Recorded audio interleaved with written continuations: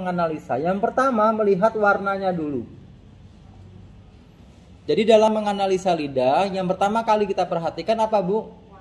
Warnanya dulu. Perhatikan warnanya dulu. Jadi nanti ada 4 tahap. 1, perhatikan warnanya. Kedua, memperhatikan bentuk otot lidah. Nanti ada lidah yang tipis, ada yang tebal, ada yang kaku, ada yang panjang, ada yang pendek gitu kan. Lalu memperhatikan kelembapannya. Yang ketiga, nanti lidah itu ada yang lembab, ada yang kering, ada yang basah. Lalu yang terakhir memperhatikan lapisannya. Lapisan lidahnya kita perhatikan. Lalu yang paling vital dan yang paling penting nanti memperhatikan apa? Chartnya atau peta organ pada lidah. Jadi pada tahapan awal teman-teman harus melihat warna lidahnya dulu. Kenapa warna dulu? Sebab warna itu yang paling terlihat dari luar dan bisa dilihat dari jauh, itu warnanya. Jadi ketika teman-teman bertemu dengan klien atau bertemu dengan pasien, maka ketika dia disuruh untuk menjulurkan lidahnya, teman-teman perhatikan warnanya dulu. Warna lidah nanti macam-macam, ada yang warnanya merah, ada yang pucat, ada yang warna lidahnya itu merah tua, kemudian ada yang cenderung ungu dan ada yang cenderung membiru. Nanti warnanya macam-macam tuh teman-teman. Jadi warna dari lidah itu menunjukkan kondisi cie atau darah dan juga sindrom yang terjadi pada orang tersebut. Ya, jadi apa tadi? Warna lidah menunjukkan apa? Keadaan darah dan juga apa? Sindromnya. Keadaan darah itu maksudnya gimana, Bu? Apakah darahnya cukup atau tidak? Contoh di sini teman-teman perhatikan.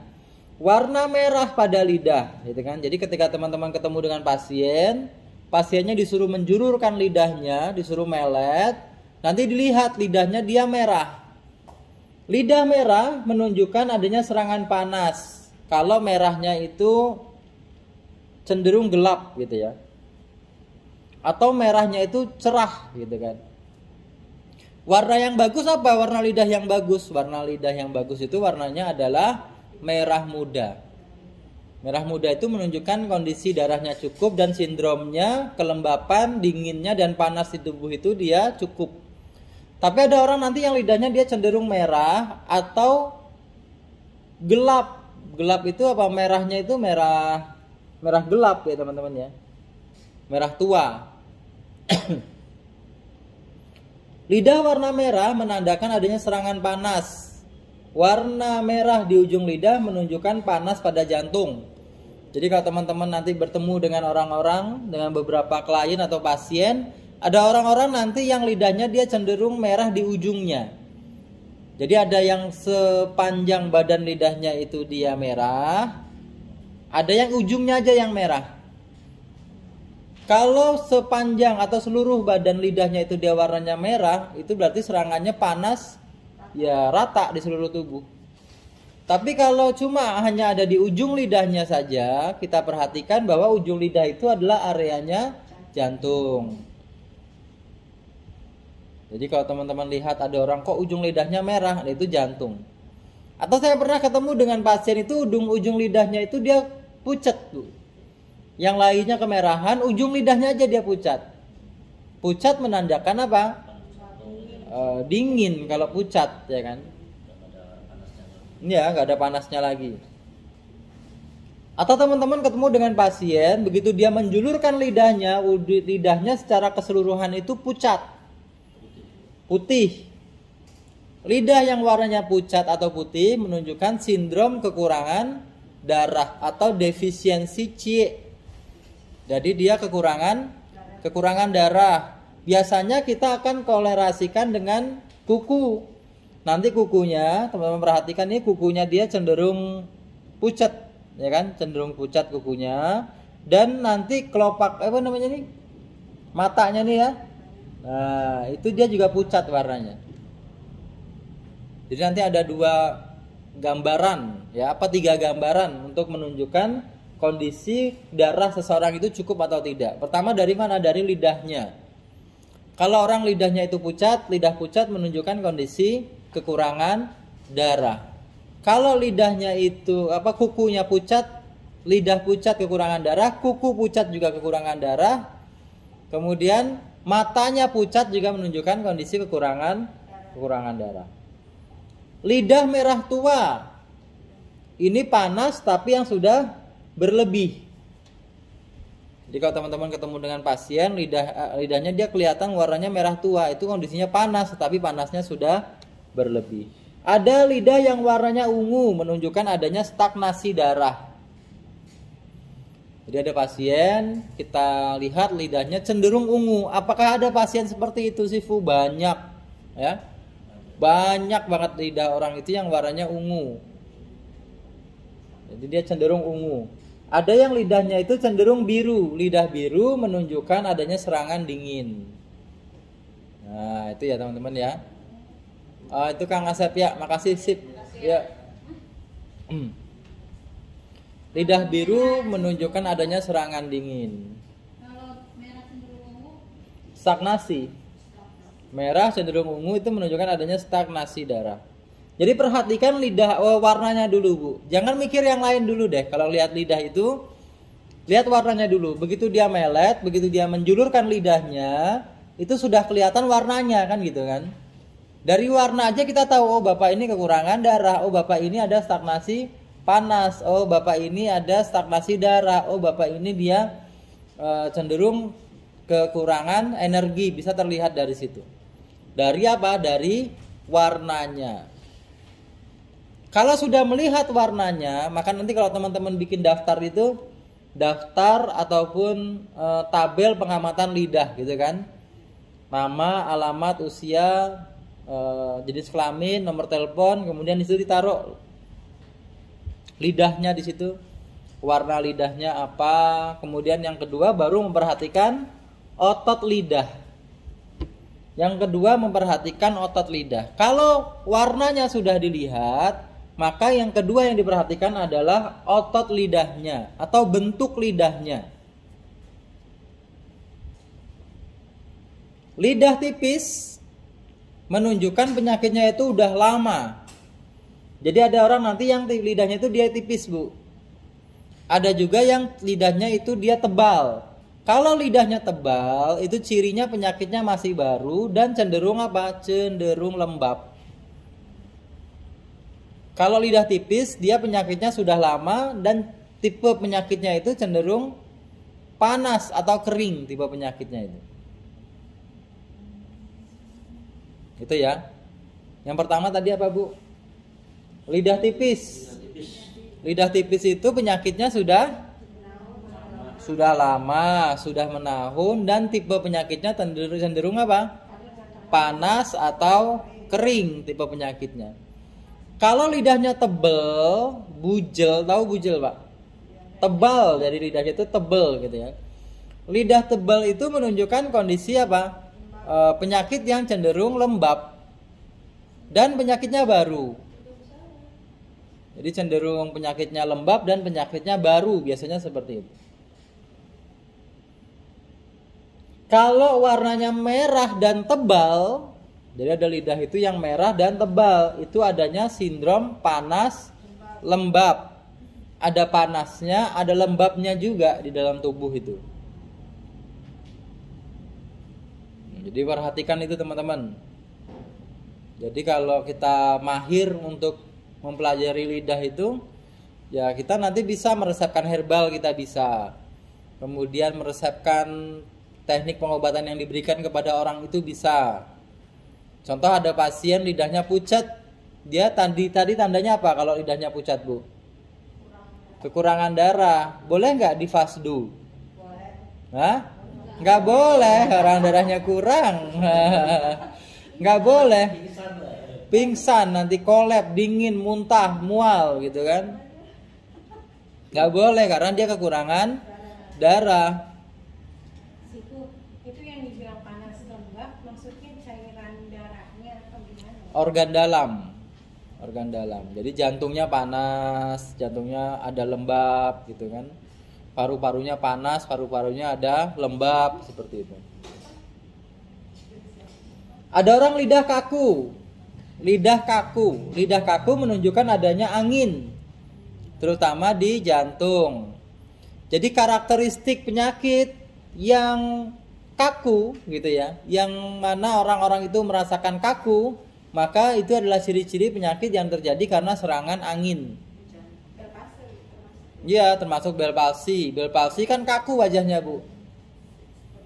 Nah, bahkan ini Pak, tetanus. Tahu penyakit tetanus, Bu? Nah, tetanus itu kalau orang kena tetanus, kalau lagi parah sakitnya gimana? Kaku dia kan, nah, sampai kayang gitu kan, sampai kaku. Nah, karakteristik penyakit yang kaku itu disebut terjadi karena apa? Karena adanya serangan angin. Jadi seperti itu ya. Jadi karakteristik penyakit yang menunjukkan adanya kaku, termasuk lidah kaku, itu terjadi karena apa? Adanya serangan angin yang dalam. Di mana? Di jantung. Lidahnya kaku. Ada orang yang lidahnya panjang dan ada orang yang lidahnya pendek. Seperti yang saya sampaikan di depan, lidah panjang menunjukkan apa, Bu? Adanya panas di jantung. Kalau lidahnya pendek menunjukkan lembab dingin di jantung. Ada nggak orang yang lidahnya pendek? Banyak ya, banyak Bu, ada. Saya juga salah satu karakteristik lidah saya itu pendek ya, cenderung pendek. Bawaan lahir ya, memang bawaan lahir, berarti sejak lahir kondisi jantung kita itu sudah cenderung lembab kalau pendek ya. Ada yang lidahnya panjang gitu Bu, menjulur sampai ke dagu gitu kan. Nah, itu kondisinya apa yang terjadi? Panas di jantungnya. Jadi teman-teman ada gambaran nih, lihat warnanya, kemudian lihat bentuk otot lidahnya. Apakah lidahnya panjang, apakah pendek, apakah dia kaku atau lemas, apakah tebal atau tipis gitu kan, kita perhatikan seperti itu.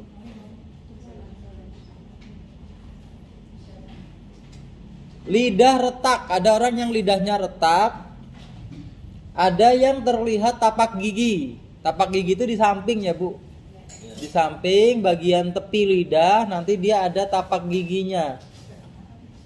Kenapa ada tapak gigi? Karena adanya serangan lembab dan defisiensi Qi pada limpa. Jadi limpa itu kemarin menguasai otot gitu ya Bu ya. Nah, termasuk juga dengan otot lidah.